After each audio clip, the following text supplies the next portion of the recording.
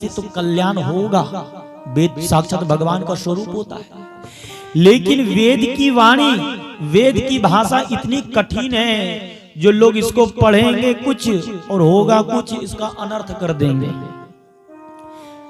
वो उस दिन बताया था बलि के बारे में, काटने उसे जो बलि पड़ता है कि लिखा हुआ रहता है कुछ, उसका अर्थ रहता है कुछ, लोग समझता है कुछ। वेद की वाणी कैसी मालूम है? एक महात्मा थे, चंदा करके मंदिर बनाए। एक गृहस्थ वाला व्यक्ति कोई था, गृहस्थ आश्रम का महात्मा, वो मंदिर बनाए। उनका कोई भी संतान वगैरह नहीं थी। उसने मंदिर बनाया। अब बनाने के बाद बहुत सारा धन, सोचा कि हम मर जाएंगे तो मंदिर की सेवा कैसे होगी, तो एक काम करते, कुछ पैसा मंदिर के लिए रख देते हैं। अब मंदिर के गुंबज में वो धन रख दिया व्यक्ति ने। वो मर गया, गांव वाले ने मन में विचार किए कि ये तो चला गया, तो मंदिर की तो सेवा होनी चाहिए। और कहता था कि हम तो धन रखे हैं मंदिर के लिए, तो कहाँ धन रखा है? तो लिखा हुआ था कि गुंबज में, मंदिर में लिखा हुआ भी था कि धन गुंबज में है। ध्यान दीजिएगा इस कथा को, मात्र 2 मिनट में कह दूंगा। गुंबज में है। अब कहा कि गुंबज तोड़ेंगे तभी तो निकलेगा, तो गुंबज को तोड़ने चालू कर दिया। मंदिर टूट गए, ऊपर का शिखर, कि अब धन निकल जाएगा फिर शिखर बन जाएंगे, लेकिन नहीं मिला। फिर बोला कि गुंबज कहा हो, तो चोर से बचने के लिए हो सकता है नीचे में रखा हो, तो प्रतिमा साइड जो कुछ नहीं करेंगे, अगल बगल तोड़ ताड़ देते हैं। मंदिर को पूरा तहस नहस कर दिया, सिर्फ प्रतिमा छोड़ करके। हर एक जगह खोदा, कहीं धन वहीं मिला ही नहीं। गांव वाले कहने बहुत झूठ व्यक्ति था, कितना झूठ बोल करके चला गया हम लोगों को। मंदिर तो कोई बना नहीं पाता, बन गया तो ये तोड़वा दिया, जैसा बनाया उसे तोड़ दिया, तोड़वा दिया। हम लोगों की कोई गलती नहीं है। तब तक एक महात्मा उधर आए। महात्मा ने कहा क्या हुआ भैया? बोला ऐसा ऐसा बात है। लो वो तो मेरा मित्र था। मित्र था? बोला हाँ, वो धन छुपा कर रखा है गुंबज में, मिला नहीं। बोला हमने तो तोड़ दिया, मिला ही नहीं। बोला नहीं, गुंबज में ही है, तुम लोग निकाल नहीं पाए। हम लोग क्या सब पूरा एक एकदम बारीकी से देखे, धन है ये नहीं है। बोला नहीं, गुंबज में है, वो मेरा मित्र है, झूठ नहीं बोल सकता, मैं संत बोल रहा हूं, परमात्मा का कसम खाकर गुंबज में है। बोला गुंबज में सब तोड़ दिए हैं, सब बारीकी से देखे, है ये नहीं है। बोला मैं निकालूंगा, तुम मंदिर बनाओ पहले, जैसा था पहले वैसे मंदिर करो पहले। गुंबज से नहीं निकला तो आज दिन से संत हम है नहीं, त्याग देंगे सब कुछ। बोला देखो ये बाबाओं का काम है, मंदिर बनवाओ और आगे निकलो। बाबाओं का काम है कि कितना मंदिर बन जाए, कितना भजन हो, कितना सत्संग हो। और कोई बात नहीं, मंदिर बन जाएगा तो कोई बुरी चीज थोड़ी, अच्छी बात है। टूट गया तो बन जाएगा, लेकिन बनाओ। महात्मा को कहा कि हम एक कमरे में बंद कर देंगे, ताला लॉक कर देंगे। उसके बाद भगना नहीं भगिएगा कहीं नहीं। बोला कहीं नहीं भागेंगे, हमको ताला लॉक कर दो। मंदिर बनाए, सभी लोग जुड़ गए, मंदिर तैयार हो गया। बोला अब बाबा बताओ, गुंबज में से निकालो धन, जो सोना चांदी हीरा मोती से निकालिए। महात्मा ने कहा कि अभी नहीं निकलेगा। बोले कब निकलेगा? बोले कल निकलेगा। बोले देखो झूठ बोल रहा है, रात को भागेगा, बोरिया बिस्तरा लेके एकदम एक ताला मारा ना। बोले 5 ताला मार दो, कि तोड़ के भागे नहीं। बोले अच्छा ठीक है। महात्मा को कहे कि पूरा गांव वाला की जल्दी बताइए, धन निकालिए इस गुंबज से तोड़ के, हम बना दिए वैसे के वैसे। बोले हाँ। बोले लेकिन कल निकले। बोले कब? बोले पक्का 12 बजे। बोले पक्का 12 बजे? बोले ठीक है, कल भी इंतजार कर लेते हैं। बेटा बेटा बैठ जाओ, अभी कन्हैया जी को नहीं लाना था, बैठो बैठो बैठो। बोले राधे रानी सरकार की, जब तक मैं लाला को ना कहूं लाने के लिए तब तक लाइएगा नहीं। और बधाई जो लाए हैं सो अपने पास रखेंगे, और बधाई उत्सव चाल प्रारंभ करेंगे, कथा पूरी इधर करने दें। फिर जब सुबह हुई, पूरे गांव वाले इंतजार ही कर रहे थे कि कब 12 पे कांटा जाए। ध्यान से सुनिएगा, कब 12 पे कांटा जाए। 12 पे कांटा गया। महात्मा को ताला खोला वो कमरे को और बाहर किया। अब बोला अब धन निकालिए जल्दी, नहीं तो आज आपका खैर नहीं है। महात्मा ने कहा 2 मिनट बाकी है, अभी रुको। बोले देखो बहाना बना रहा है। बोले नहीं पक्का धन निकलेगा, देखना। महात्मा को घेर के खड़ी है सबको।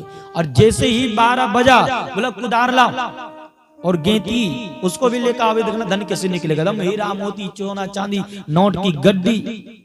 बोला अब जैसे ही गेंती को लेकर आया, कुदार को लेकर आया, और जैसे ही सूर्य की रोशनी गुम्मज पे पड़ा, जैसे ही रोशनी सूर्य की गुम्मज पे पड़ा, और गुम्मज की जो छाया थी वो मंदिर से हट करके जो गई, उस छाया, जो मंदिर का जो छाया था, उस गुम्मज में धन छुपा के रखा था।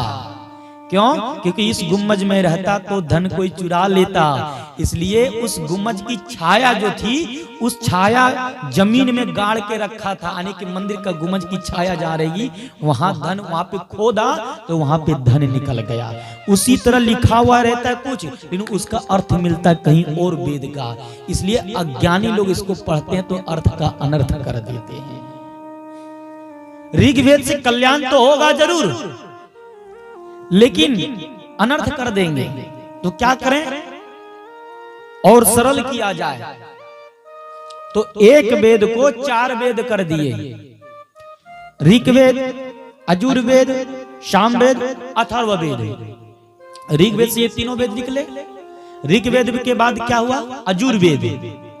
यजुर्वेद में 3 कांड, कर्म कांड, ज्ञान कांड, उपासना कांड। कर्म कांड में 80,000 मंत्र, उस 80,000 मंत्र में श्री दुर्गा सप्तशती, रुद्राष्टध्याय, ग्रह शांति मंत्र, संगीत इत्यादि जो श्राद्ध, विवाह, यज्ञ इत्यादि होता है।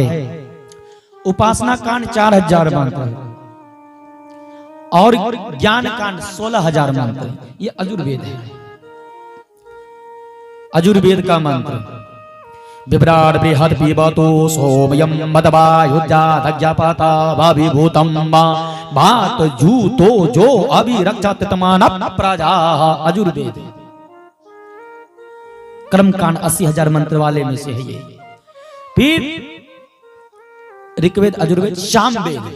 सामवेद में संगीत होते हैं, जो श्लोक को संगीत में गाया जाता है। लास्ट में सामवेद हम लोग प्रयोग करते हैं, पुष्पांजलि में गाते हैं ना, हिरण्यवर्णं हरिणीं सुवर्ण रजतस्रजां चंद्रां हिरण्मयीं लक्ष्मीं जातवेदो आवह। सामवेदी, सामवेदी, सामवेद बोलने वाला ब्राह्मण, सामवेद बोलने वाला पंडित ज्यादा इधर नहीं मिलते, ज्यादा मिलते साउथ में, बड़े विद्वान रहते हैं वो सामवेदी जो रहते हैं। सामवेद में संगीत भी आते हैं, संगीत, वाद्य यंत्र, जो सब बजरे सिस्टम संगीत है। राग रागनियां होते हैं, ताल होते हैं, राग। थोड़ा मैं आपको सुना देता हूं। सामवेद राग किसे कहते हैं? मेघमल्हार राग इसको कहते हैं, जो मैं आपको सुनाने जा रहा हूं। अब मेघमल्हार जब तानसेन गा देते थे तो बारिश हो जाती थी। किसान जब खेत में जाते थे, बारिश एकदम सूखा पड़ने लगता था, तो किसान भाई गाना प्रारंभ करते थे और बारिश भी होना प्रारंभ हो जाती थी। लेकिन आज हम भी गा रहे, क्यों नहीं बारिश हो रही? कारण है क्योंकि जो राग को गाना चाहिए 6 बजे सुबह, उसको हम अपने मनोरंजन के लिए गा रहे हैं कब? 6 बजे शाम। जो गाना चाहिए भैरवी राग को 6 से 8, उसको गा रहे मनोरंजन के लिए 12 बजे दिन। जो भैरव राग को गाना चाहिए 4 बजे, हाँ 4 बजे से 6 बजे तक, उसको कुछ समय में कहता हूं। खाना चाहिए 12 बजे, हम खाएंगे 3 बजे, तो क्या अनपचे होगा ना। लीजिए मेघमल्हार राग गाता हूं मैं आपके सामने। रे मरे रे सा सा गा गा रे सा ने सा नी पा नी सा। एक मिनट, इससे सुनाते हैं अपने। रे मरे रे सा सा नी सा सा रे सा नी पा नी सा नी सा। रे मरे रे सा सा नी सा सा रे सा नी पा नी सा सा नी पा पा नी पा मरे रे सा नी सा रे मरे मा पा नी नी पा मरे सा नी सा। घन न घन न घन घोर घो घन घन न घन न घन घो घोर घन घन न घन न घन घोर घोर घन न घन न घन घोर घोर घोर घोर घोर घोर गरजत आवे।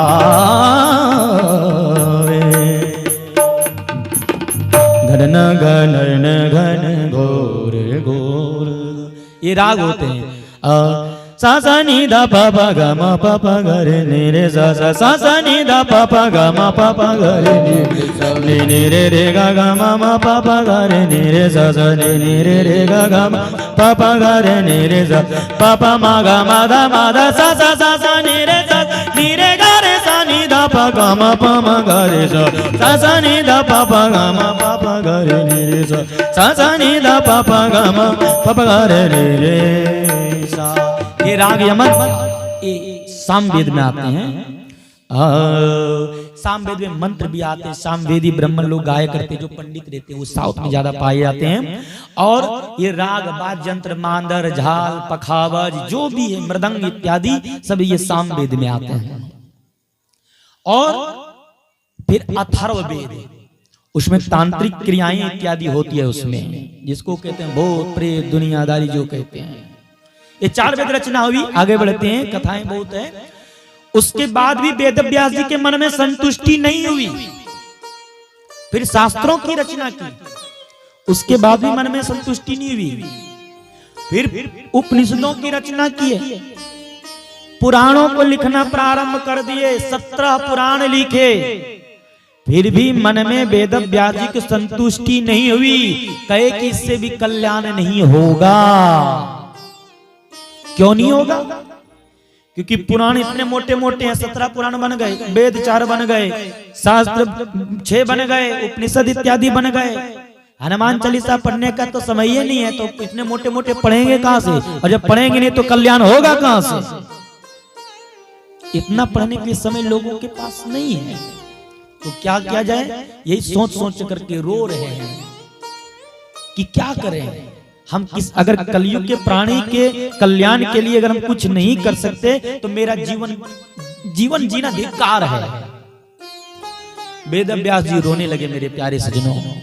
लेकिन उतने में वहां पे देवर्षि नारद जी का आगमन हो गया। बोलिए श्री नारद जी महाराज की जय हो।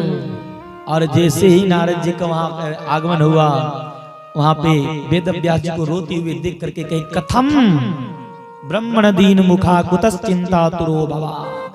हे वेद व्यास जी, आप क्यों रो रहे हैं, क्यों चिंतित हैं, क्यों उदास हैं, क्या कारण है? वेद व्यास जी ने कहा कि मैंने कलयुग के प्राणी के कल्याण करने के लिए मैंने वेदों की रचना की, शास्त्रों की रचना की, पुराणों की रचना की, फिर भी मन में संतुष्टि नहीं है, तो क्या करूं जो मन में संतुष्टि और कल्याण हो? देवर्षि नारद जी कहते हैं कि आपके जैसा संत, आपके जैसा महात्मा अगर चिंता करने लगे, चिंता में डूब जाए, तो फिर आम लोगों का कल्याण कैसे होगा? और मन में संतुष्टि नहीं होने का कारण है आपने परमात्मा का, अविनाशी का, कृष्ण का आप अच्छे से भी विवेचन नहीं किए हैं। आपने भी गहराई की विवेचन किए, और सरल करना पड़ेगा। और सभी पुराणों का, सभी शास्त्रों का, सभी वेदों को पढ़ने के लिए समय नहीं है। इन सभी का जो सार है एक ही में भर करके लोगों को दे दीजिए। हे वेद व्यास जी, मैं एक दासी का पुत्र था, ध्यान दीजिएगा, मैं एक दासी का पुत्र था, मेरा नाम नारायण था, मेरे पिताजी चले गए, मेरी उम्र 5 वर्ष की थी। मेरी माँ ने किसी गृहस्थ आश्रम में जाकर नौकरी की, क्यों? पेट भरने के लिए, मेरा पालन पोषण करने के लिए।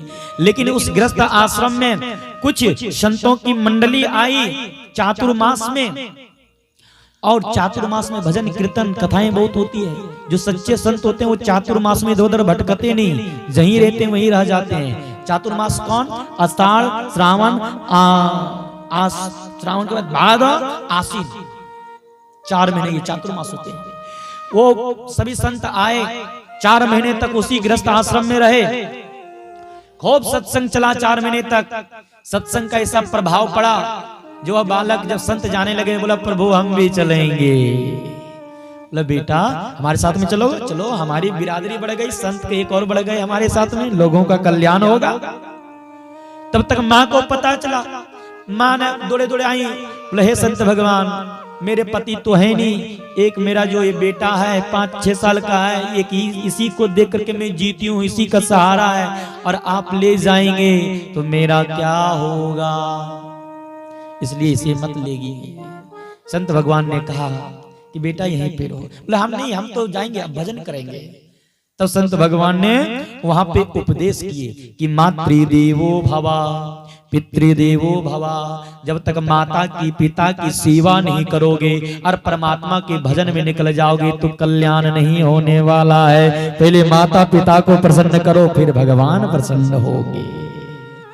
राज के डेट में यही होता है, माता पिता को ना खुश से रखेंगे ना बाबा पे जल चढ़ाएंगे, हर हर महादेव, हर हर महादेव। महादेव बाबा भी बोलते हैं क्या चाहिए, करोड़ टका, करोड़ टका। एक से एक मनोकामना मांगते हैं। अरे घर में ही बैठे हैं भगवान, कर ले माँ को प्रणाम, अपने पिता को प्रणाम। सब रिश्ते मल जाएंगे, जग में नहीं मिलेंगे माता पिता। सब रिश्ते मिल जाएंगे जग में, लेकिन माता पिता एक बार अगर चले गए दुनिया से ना तो फिर नहीं मिलेंगे आपको। और तो रिश्ते होंगे स्वार्थ के, और तो रिश्ते होंगे कैसे, स्वार्थ के। सब स्वार्थ, नहीं चाहेंगे तेरा भला। और तो रिश्ते होंगे स्वार्थ के, नहीं चाहेंगे तेरा भला। इसलिए ऐसे माँ बाप को, ऐसे माँ बाप को ना करना अपमान, कर ले माँ को प्रणाम, अपने पिता को प्रणाम, कर ले माँ को प्रणाम, अपने पिता को प्रणाम, कर ले माँ को प्रणाम, अपने पिता को प्रणाम, कर ले माँ को प्रणाम, अपने पिता को प्रणाम। मंदिर में ना मिलेंगे, गुरुद्वार में ना मिलेंगे, मंदिर में ना मिलेंगे, गुरुद्वारे ना मिलेंगे, मंदिर में ना मिलेंगे, गुरुद्वारे ना मिलेंगे, मंदिर में ना मिलेंगे, गुरुद्वारे ना मिलेंगे। तेरे घर में ही, तेरे घर में ही बैठे भगवान, कर ले माँ को प्रणाम, अपने पिता को प्रणाम, कर ले माँ को प्रणाम, अपने पिता को प्रणाम।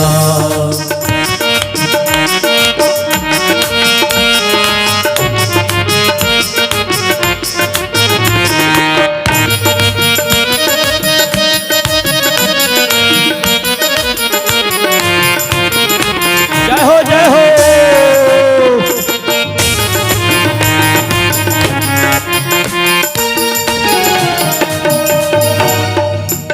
मेरे श्यावरे ओ मेरे श्यावरे, ओ मेरे श्यावरे, ओ मेरे श्यावरे, ओ मेरे श्यावरे सलोनी कन्हैया, तेरा जलवा कहाँ पर नहीं है, तेरा जलवा कहाँ पर नहीं है, तेरा जलवा, तेरा जलवा, तेरा जलवा, जलवा जलवा, तेरा जलवा कहाँ पर नहीं है, हो तेरा जलवा कहाँ पर नहीं है।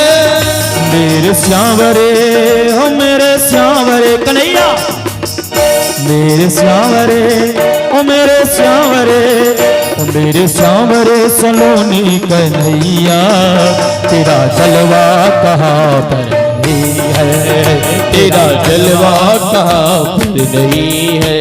जय हो।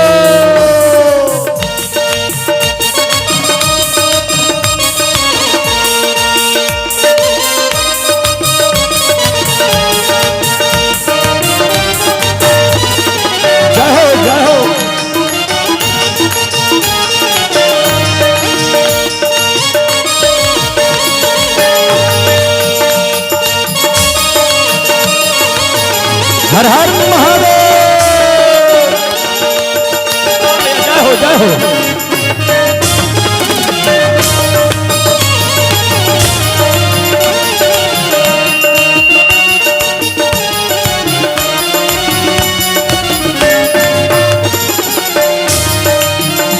और क्या लोग पीते हैं, शब्दों पे गौर कीजिएगा। लोग पीते हैं पी पी के गिरते हैं, लोग पीते हैं पी पी के गिरते हैं, हम तो पीते पर गिरते नहीं हैं, हम तो पीते हैं गिरते नहीं हैं। आप भी पीते हैं, हम भी पीते हैं, आप पीते हैं तो किसी नाले में पड़े रहते हैं और हम पीते हैं तो किसी मंदिर में पड़े रहते हैं। लोग पीते हैं पी पी के गिरते हैं, हम तो पीते पर गिरते नहीं है। हम तो पीते हैं गिरते नहीं है। आप क्या पीते हैं जो पीने के बाद गिर जाते हैं, और हमारे भक्त लोग क्या पीते हैं जो पीने के बाद गिरते नहीं हैं, जग जाते हैं। क्या पीते हैं भक्त लोग जानते हैं? हम तो पीते हैं, हम तो पीते हैं। ऐसी नशा करने से क्या फायदा जो शाम को पिए और सुबह उतर जाए। नशा करनी है अगर, पीनी ही अगर, तो भगवान की कथा रूपी मदिरा को पान करो, जो एक बार पियोगे तो जीवन भर नहीं उतरेगा, जीवन भर नहीं उतरेगा।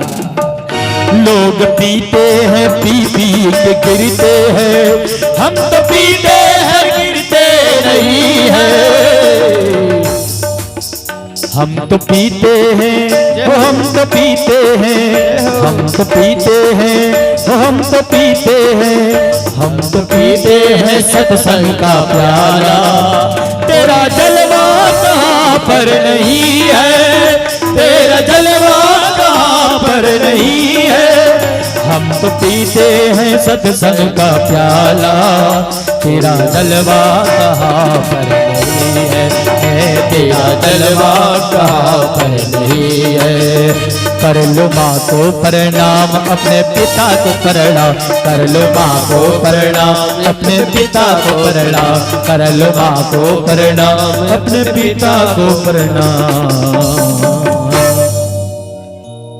मातृदेवो भवा पितृदेवो भवा। एक बार प्रेम से जयकार लगाएंगे, बोलिए अपने अपने माता पिता की जय हो। भले मैया छोटके भैया की तरफ होगा, फिर भी बड़का भैया थोड़ा जयकारा लगाइएगा मैया का। कोई बात नहीं, बोलिए अपने अपने माता पिता की। बेटा पहले माँ को खुश करो, उसके बाद भजन के लिए जाना। तब तक क्या करें, ये मंत्र लो, जाप करना जब तक तेरी माँ पधार ना जाए। कौन भगत, कौन सा मंत्र? ओम नमो भगवते वासुदेवाय। सभी लोग इस मंत्र का गायन जरूर करें। और एक फायदा और मैं बता देता हूं, उसके बाद गाऊंगा। कभी भी आपके बच्चे को कननी लग जाए, कननी लगते ना, उसके ज्यादा रोने लगता है बच्चा, कोई कुछ कहते हैं कि वो नजर लगा दे, ये कर दिया वो कर दिया, ज्यादा तबीयत खराब हो, बुखार उतर ही नहीं रहा हो, सीधा गौशाला जाना, गाय के पास जाना। और इस मंत्र को तो सभी पता होगा। इस मंत्र को गाना एक बार और गैया की पुछिया से एक बार झाड़ना, बार बार झाड़ते झाड़ते वो सारा जो अलाय बलाय दूर हो जाएगा और ठीक स्वस्थ हो जाएगा। आइए हम लोग भी गाते हैं। 12 अक्षर मंत्र है। ओम नमो भगवते वासुदेवाय, ओम नमो भगवते वासुदेवाय, ओम नमो भगवते वासुदेवाय, ओम नमो भगवते वासुदेवाय, ओम नमो भगवते वासुदेवाय, ओम नमो भगवते वासुदेवाय, ओम नमो भगवते वासुदेवाय, ओम नमो भगवते वासुदेवाय।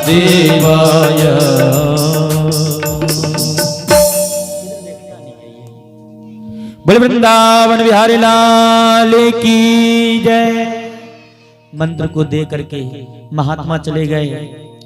अब वो बालक सोचने लगा कि कब माँ मेरी पधारे ताकि जंजाल छूटे और मैं भजन करने जाऊं। बालक है ना, भगवान ने भी एक समझ लीजिए कि फरियाद सुन लिए। माँ गौशाला में गई घास खिलाने के लिए गैया को, वहीं पे सांप बैठा हुआ था। माँ को डस लिया। नारायण को पता चला।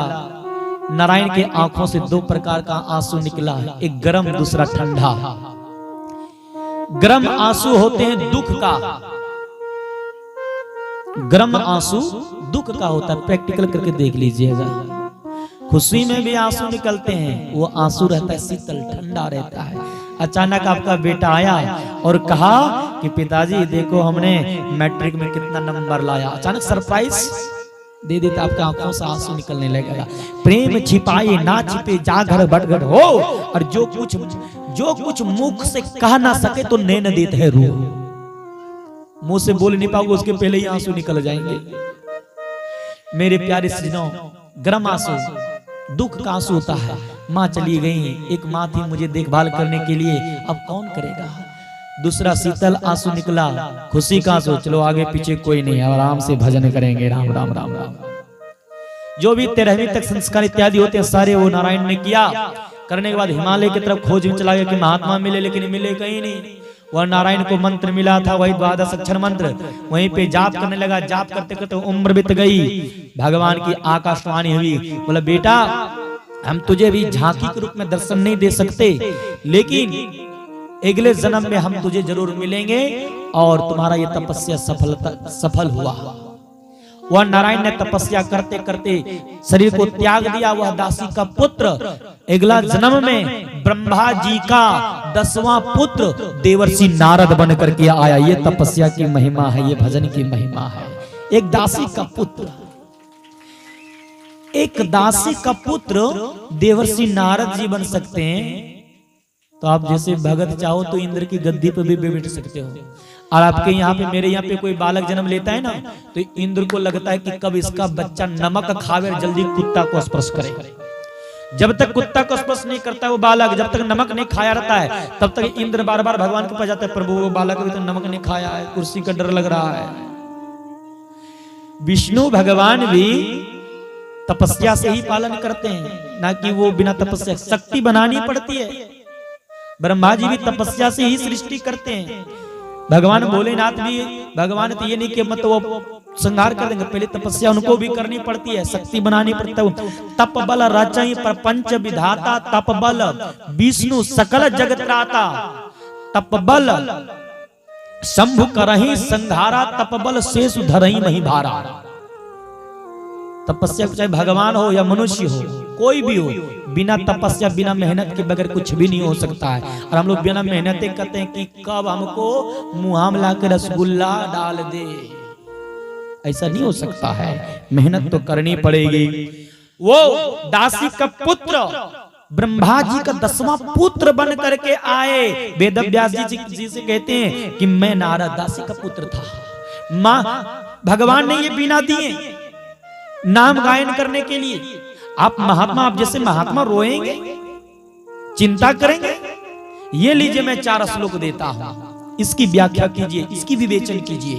वही 4 श्लोक अब जब उनको दिए, वेद व्यास जी कि अब मेरे हाथ में लेखनी नहीं चलेगी, हिलता है। तो गणेश जी को बुलाया गया। गणेश जी ने प्रारंभ किए लिखना, वेद व्यास जी गाना प्रारंभ किए।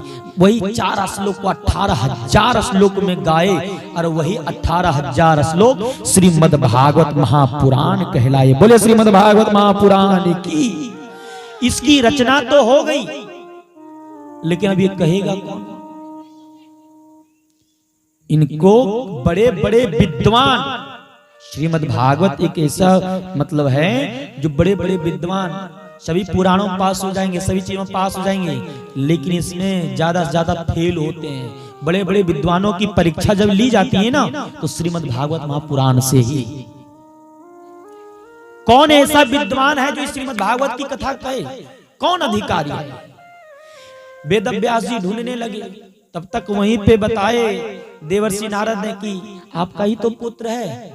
बोला कौन? बोला जन्म लेते जो भग गए वन की ओर, सुखदेव जी महाराज। वेद व्यास जी ने सोचे कि वो तो छोड़ के चला गया, वो वापस आएगा। बोला आएगा। हाँ, वेद व्यास जी ने 2-4 श्लोक ऐसा रटा दिए किनको? अपने शिष्यों को। कब मैं बुलाऊंगा तो आएगा नहीं। भागवत जी का श्लोक उसके अगल बगल में गाएगा, तो श्लोक में इतनी ताकत है भागवत जी के श्लोक में जो खींचा चला आएगा। मेरे प्यारे सुनो, वरह पीड़म नटवर वपो कर्णयोर कर्णिकारम। श्लोक रटा दिए, और जहां पे सुखदेव जी तपस्या कर रहे थे उनके चारों तरफ यही श्लोक गाने लगे। सुखदेव जी ने मन में जब वो श्लोक गया, उनकी व्याख्या की सुखदेव जी ने। वाह, जो पुतना स्तन में जहर लगा के आई भगवान को पिलाने के लिए, मारने के लिए वो भगवान कितने कृपालु हैं। जो जसोदा मैया को जो गति मिलनी चाहिए वो गति पहले पुतना को दे दिए। इतने कृपालु हैं हमारे कन्हैया, कितना सुंदर है। वह श्लोक सुनकर के गदगद हो गए सुखदेव जी, आंखें खोले। बोले भैया और सुनाओ सुनाओ। बोला नहीं हम तो इतने जानते हैं। बोले तो ये श्लोक कहाँ मिला? बोले इससे भी और सुंदर सुंदर श्लोक सुनना है, भगवान की कथा सुनना है तो अपने पिता के पास जाओ, बाप के पास। बोले कौन? बोले वेद व्यास जी के पास। बोले हाँ देंगे। बोले पक्का देंगे।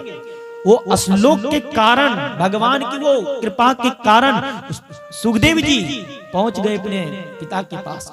लेकिन वेद व्यास जी मन में सोचे कि अगर ये अधिकार मैं अपने पुत्र को दे देता हूं तो लोग कहेंगे कि कितने वेद व्यास जी स्वार्थी थे, जो अपने पुत्र को बढ़ाने के लिए उनको दे दिए, किसी और को नहीं दिए।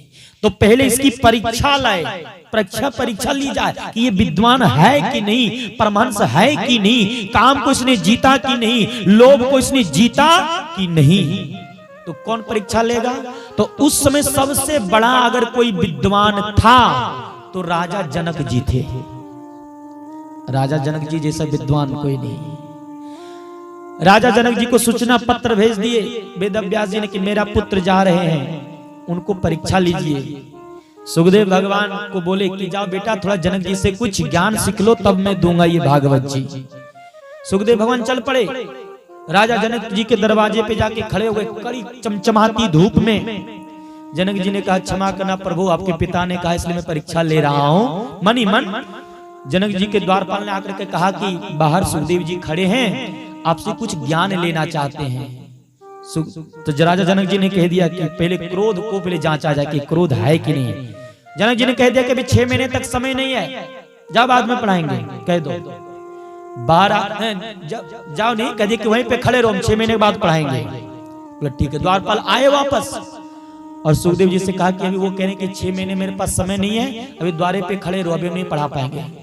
सुखदेव जी जिस तरह मुस्कुरा रहे थे पहले, अभी भी उसी तरह मुस्कुरा रहे हैं। और 6 महीने के बाद पुनः जब जनक जी ने द्वारपाल को भेजा, बोला देखो तो जाके कि उसको गुस्सा तो नहीं है शरीर पे, मुख पे। तो सुखदेव भगवान जिस समय आए थे उस समय भी उसी तरह थे, और 6 महीने के बाद भी उनका मुंह उसी तरह खुशहाली से एकदम उसी तरह है जैसे कि तैसे। जनक जी ने कहा कि ये क्रोध में पास हो गया, अंदर ले आओ। बहुत सारी